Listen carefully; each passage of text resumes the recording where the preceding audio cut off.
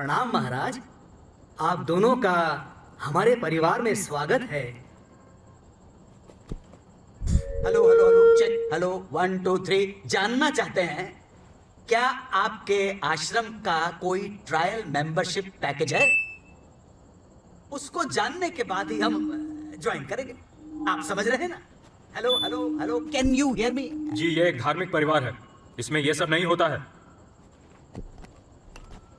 स्वामी जी, मेरा एक दोस्त है जो हिंदू है, उसकी लड़की एक मुस्लिम लड़के से प्यार करती है, तो क्या आपके धर्म में ये सब अलाउड है? यदि वो लड़का अपना धर्म त्याग करके स्वामी जी की शरण में आता है तो स्वामी जी अवश्य उसे आशीर्वाद देंगे। लेकिन अगर लड़का मुसलमान ही बना रहे हो, लड़की हिंदू ही बनी रहे, तो फिर क्या प्रॉब्लम है? ऐसे विवाह का स्वीकार हम कभी नहीं कर सकते। लेकिन क्यों? इसका उत्तर हम देंगे।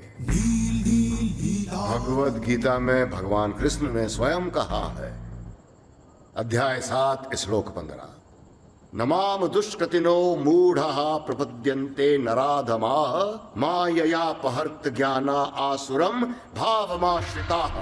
अर्थात जो नराधम नास्तिक है, जो भगवान को छोड़कर किसी दूसरी शक्ति में विश्वास करता है, वो भगवान की शरण में नहीं आ सकता। महाराज, इस श्लोक का अर्थ ये भी तो निकल सकता है ना कि जो लोग संसार की मोह माया में फंसे, जो भौतिक सुखों से प्रभावित है, वो मेरी शरण में नहीं आ सकते। लेकिन भगवान ने उनके लिए भी एक अलग रास्ता बताया है, साइड में एक सर्विस रोड भी दिया है। उन्होंने गीता के 18वें अध्याय के श्लोक नंबर 66 में कहा है, सर्वधर्मान परित्यज्य मामेकं शरणं व्रज अहं त्वा सर्व पापेभ्यो मोक्षयिष्यामि मा शुचः। मतलब सब कुछ छोड़ छाड़ के तुम मेरी शरण में आओ, मैं तुम्हें पाप मुक्त करके अपना। और यही बात कुरान पाक में भी कही है, सूरह यूनुस में भी कहा, सभी सूरह में कहा है कि कोई भी इस्लाम कबूल कर सकता है।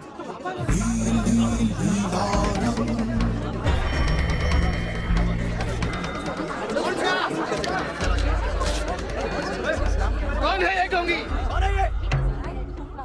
अरे भाई, जिसने मुस्लिम टोपी जलाई थी, भाई यूट्यूब वाला। अब नमाज पढ़ो, पूजा करो, दिया जलाओ, अगरबत्ती जलाओ कि मोमबत्ती जलाओ, माला घुमाओ कि तस्बीह घुमाओ, सब कुछ पहुंचता तो उसी को है। तो फिर अलग तरह से पूजा पाठ करने वाले को आप नराधम कैसे कह सकते हो? जवाब दो।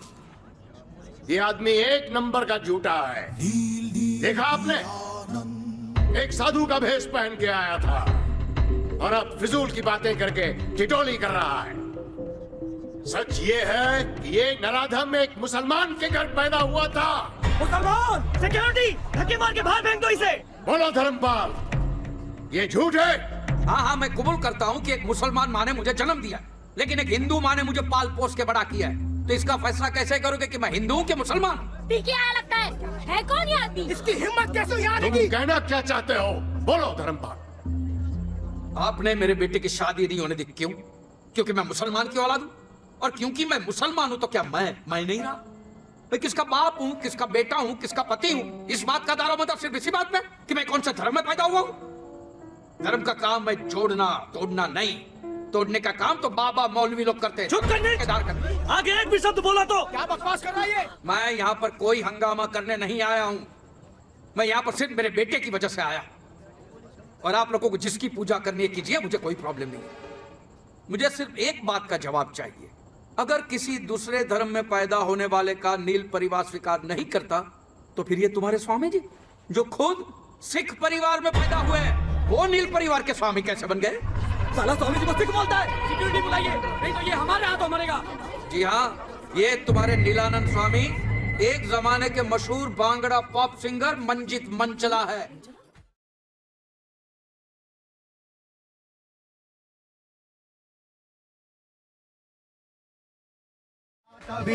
जल प्रवाह पावित स्थले कलेवलम विलंबितां भुजंग तुम। मंजित मंचला और नीलानंद स्वामी एक ही आदमी है, दोनों की आवाज भी एक। अब जांच कराइए, सारी पोल खुल जाएगी। भुजंग तुंग मालिका टम टम टम टम निनाद वट्ट मलयम चकार आंखें, मंचला और नीलानंद की आंखें भी एक जैसी है। जब वो एक्साइट हो जाते हैं, उनकी आंखें फड़फड़ाती हैं। और देखिए मंचला की आंखें कैसे फड़फड़ाती है। इस बीमारी को ब्लेफारोस्पाज्म कहते हैं, जो लाखों में किसी एक को होती है। अपने बाल कटवा के, दाढ़ी मुंडवा के आप लोगों की आंखों में धूल तो झोंक सकते हो स्वामी जी, लेकिन अपनी आवाज का क्या करोगे? फड़फड़ाती हुई आंख का क्या करोगे? और ये नीलानंद स्वामी के कारनामों की लिस्ट तो बहुत लंबी है। हवाला कांड, कबूतरबाजी, गोली लड़कियों पे अत्याचार, एक से एक कारनामे हैं इनके। एक मनी का हवाला कांड किया इसने? ये तो सच बोल रहा है। इसने तो लड़कियों को प्रेग्नेंट किया है। अरे इतने सारे सबूत। ये तो मंजीत मन चला है। ये जब से बेल पे छूटा था तब से गुम हो गया था। अचानक कुछ साल पहले अहमदाबाद में से बाहर निकला स्वामी नीलानंद बन के। कहिए ये झूठ है?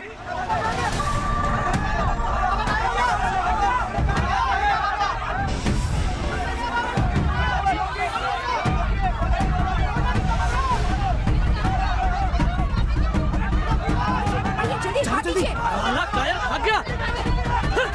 बाबा ने हमें ठगा है।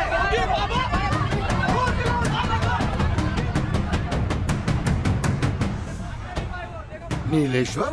नीलेश्वर नहीं, बद्रीनाथ पंड्या। सुनिए, मेरी बात सुनिए। मैं यहाँ पर किसी को भी भड़काने नहीं आया हूँ, और ना ही मैं ये साबित करने आया हूँ कि स्वामी जी हिंदू नहीं है और मैं मुसलमान नहीं हूँ। मैं यहाँ पे आया हूँ सिर्फ मेरे परिवार को घर वापस ले जाने, बस।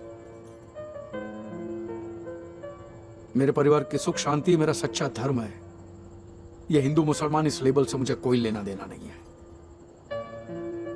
मेरे बाप के लिए मैंने कुरान हाथ में ली तो बाप ने दुनिया छोड़ दी।